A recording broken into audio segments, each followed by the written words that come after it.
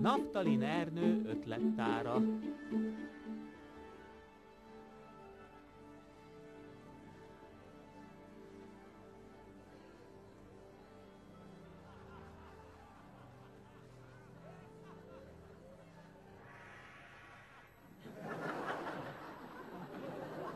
Jó estét kívánok!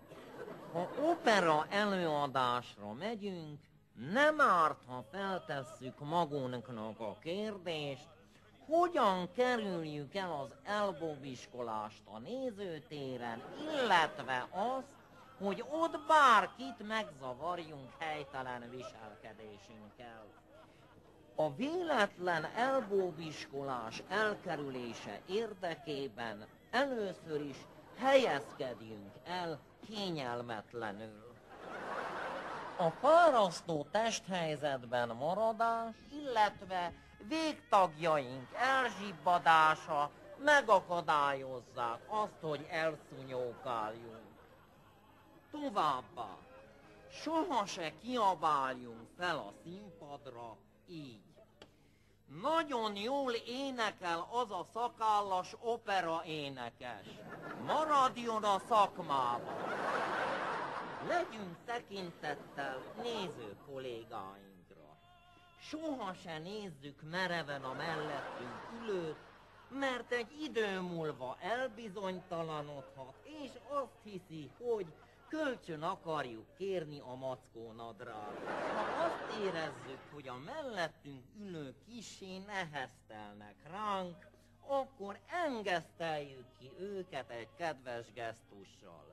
Már előre hesegessük el a jövőben rájuk repülő legyeket, mutatva ezzel gondoskodásunkat.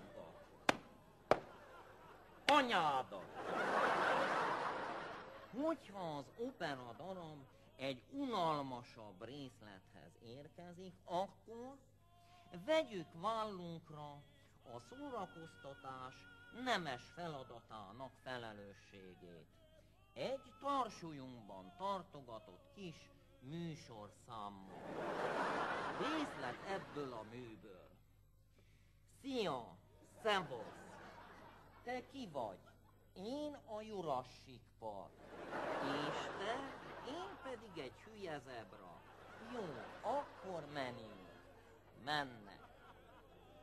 Megfigyeltem, hogy minden opera gyilkosos résszel záródik, amikor az operaénekesek késsel hajkurásszák egymást, függetlenül attól, hogy már régen kollégaként dolgoznak együtt, és meg is gyilkolják a másikat. Ne engedjük, hogy a mellettünk ülők végignézzék ezeket a rémisztő jeleneteket, hanem segítsünk nekik. Tereljük el a figyelmüket a véres látványról, és mi azért nézzünk szembe a vérfagyasztó jelenettel.